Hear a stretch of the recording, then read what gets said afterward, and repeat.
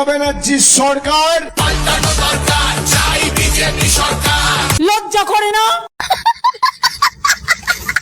সকালে উঠি আমি মিথ্যে কথা বলি, সারাদিন মানুষকে ভাওতা দিয়ে চলি। আরে পিসিমণি, এ কি বলছেন? আপনি একজন গণ্যমান্য ব্যক্তি, আপনি বাংলার মুখ্যমন্ত্রী বলে কথা। আমি বাংলার মুখ্যমন্ত্রী।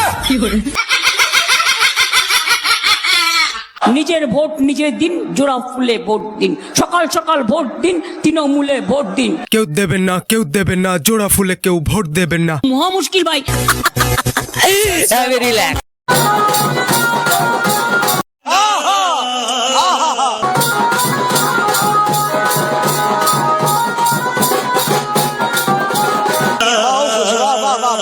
তেমন কিছু নয়, যুগের সঙ্গে সঙ্গে ভোট চাওয়ার প্যাটার্নটাও বদলে গেছে। আগেকার দিনের নেত্রীরা ভোট চাইতো তাদের উন্নয়ন দেখিয়ে, আর বর্তমান সময়ের নেত্রীরা ভোট চাইছে তাদের নাচ দেখিয়ে।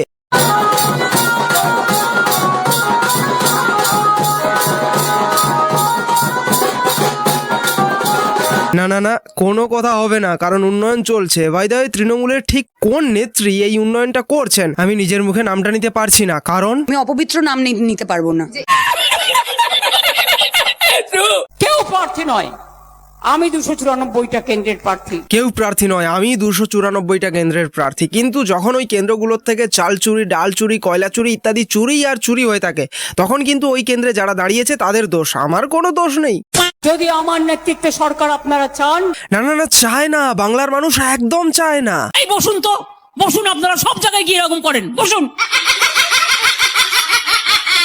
আরে পিসি, এদিকে আপনার দোস্ত লোক, ওই পিন্ডি জোটের বন্ধু, সরি ইন্ডি জোটের বন্ধু রাহুল গান্ধী, তিনি বাংলার ভোট প্রচারে এসে কি বলছেন একটু শুনুন আর দেখুন। আচ্ছা बताइए, ममता जी भ्रष्ट है नहीं है?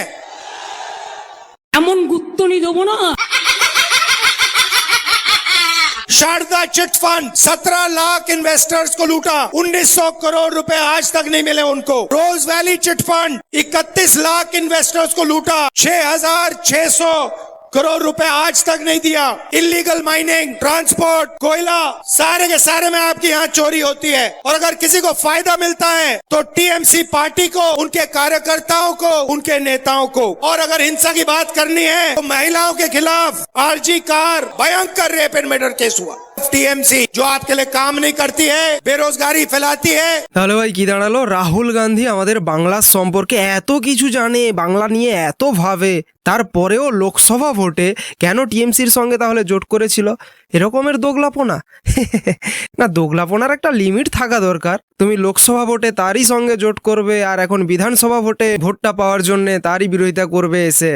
এটা কি সাধারণ মানুষ বোঝে না নাকি জানে না? আসলে যাহাই সিপিএম, যাহাই কংগ্রেস, তাহাই তৃণমূল কিংবা আদার্স যতগুলো রয়েছে, কারণ এবারের ভোটটা অনলি বিজেপিকে বাদ দিয়ে যাকেই দাও না কেন, তাতে কারই সুবিধা হবে? একমাত্র এই তোলামুলিদের, আর সেটা আপনারাও খুব ভালো করে জানেন। আর এবারের ভোটে তো ভয় পাওয়ার কোনো প্রশ্নই ওঠে না, কারণ আমাদের দেশের স্বরাষ্ট্রমন্ত্রী অমিত শাহ তিনি নিজেই বলেছেন 23 अप्रैल को ममता दीदी का कोई भी गुंडा आपका बाल बांका नहीं कर पाएगा, बाल बांका नहीं।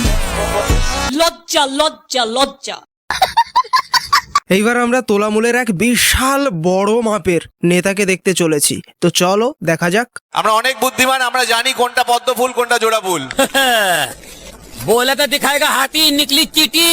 চিঠি। আমি এসেছি আজকে এখানে পীযুষদার ডাকে, এবং তিনি এখানকার প্রার্থী। তাকে আপনারা অসংখ্য ভোটে ভোট দিয়ে জেতাবেন, এটা আমি জানি, এটা আমার বিশ্বাস।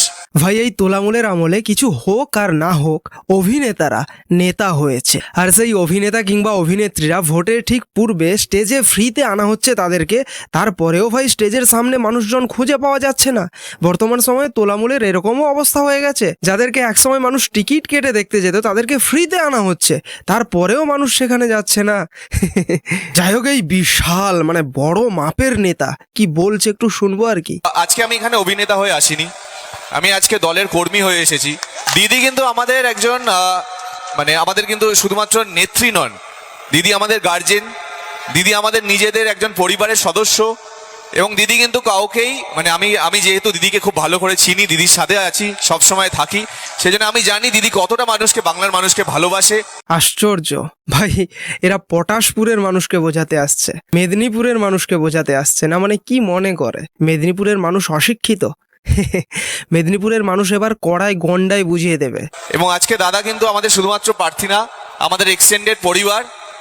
সো পরিবারের আরেকজন সদস্য বাড়ছে আমাদের এখানে। আমি 100% গ্যারেন্টি দিয়ে বলতে পারি যে দাদা আমাদের সাথে যেভাবে মানে আমাদের সাথে থাকবে, যেভাবে আপনাদের হেল্প করবে, যেভাবে আপনাদের ভালো কাজ করবে, দাদাকে আপনারা জেতাবেন। ভাবলেও হাসি পায়, তোলামূলের এক একটা প্রার্থীর জন্য কত অভিনেতা কিংবা অভিনেত্রীরা তাদের হয়ে প্রচারে আসছে, আর তারপরেও যদি তারা হারে, কতখানি অসম্মান।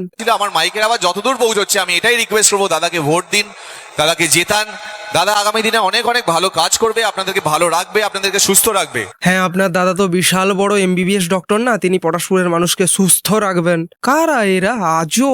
এবং দিদি আমার কাছে, মানে দিদির থেকে আমার শেখা যে আমরা এক পরিবার, আমরা এক পরিবারের লোক। আর এই পরিবারের নাম হচ্ছে চোর পরিবার, যেখানে একসঙ্গে বহু প্রকারের চোর রয়েছে। কয়লা চোর রয়েছে, বালি চোর রয়েছে, রেশন চোর রয়েছে, সবচেয়ে বড় হচ্ছে টাকা চোর রয়েছে, কোটি কোটি টাকা চোর। আপনি, আমি, আপনারা সবাই কেউ আলাদা নন, আমরা সবাই এক। তৃণমূল যারা করে তাদের কোনো লাজ লজ্জা শরম বলে কোনো জিনিস হয় না। অবশ্য মানে অনেকে চেষ্টা করছে যে মিডিয়াতে দেখানোর যে বিজেপি হয়তো এগিয়ে আছে, একদমই না, পুরোটাই ভুল। আমি মিডিয়ার সাথে যুক্ত, আমি জানি ওরা কতটা ফেক নিউজ ছড়াচ্ছে। আমি জানি বাংলার মানুষ কোনোভাবেই বোকা না, তারা বুদ্ধিমান। তারা যেভাবে 2011 থেকে জোড়া ফুলে ভোট দিয়ে আসছে, এবছরও 2026-এ দাঁড়িয়ে জোড়া ফুলেই ভোট দেবে। হ্যাঁ ভাই, তোমরা এই আশা নিয়েই থাকো, তবে দেখো চৌঠা মেয়ে যেন আবার কেঁদে কেঁদে বালিশ ভেজাতে না হয়। অবশ্য এখন এপ্রিল মাস চলছে, ওরা চেষ্টা করছে যাতে আপনাদের মানে বাংলার মানুষকে তারা এপ্রিল ফুল বানাতে চায়, কিন্তু আমরা জানি যে তারা আমাদেরকে এপ্রিল ফুল বলতে পারবে না। আমরা অনেক বুদ্ধিমান, আমরা জানি কোনটা পদ্ম ফুল কোনটা জোড়া ফুল। দেখো পদ্ম ফুল কিন্তু সেই পাকেই হয়, আমরা কিন্তু পাকে যেতে চাই না।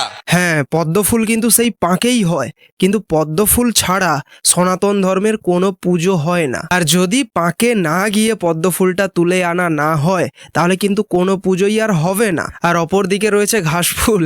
ঘাস ফুল কোনো কাজে লাগে না, বরং কৃষকরা তাদের জমিতে ঘাস হলে সেটা ওষুধ স্প্রে করে মেরে ফেলে। আর ঠিক একইভাবে বাংলার মানুষ এই বছর 2026-এর বিধানসভা ভোটে একদম ওষুধ স্প্রে করে ঘাস ফুলকে চিরতরে শুইয়ে দেবে। আমাদের নেত্রী মমতা বন্দ্যোপাধ্যায় সবসময় আমাদের ওপরে আছে। হ্যাঁ, তার জন্যই তো বাংলার মানুষ দেখতে পাচ্ছে যে যারই মাথার ওপর পিসির হাত, সেই খাচ্ছে জেলের ভাত। যাই হোক, আজকের ভিডিওটা এখানেই শেষ করছি। ভিডিওটা কেমন লাগলো অবশ্যই কমেন্ট করে জানাও। ভিডিওটা ভালো লাগলে একটা শেয়ার করে দিও অবশ্যই। দেখা হচ্ছে নেক্সট ভিডিওতে। জয় হিন্দ।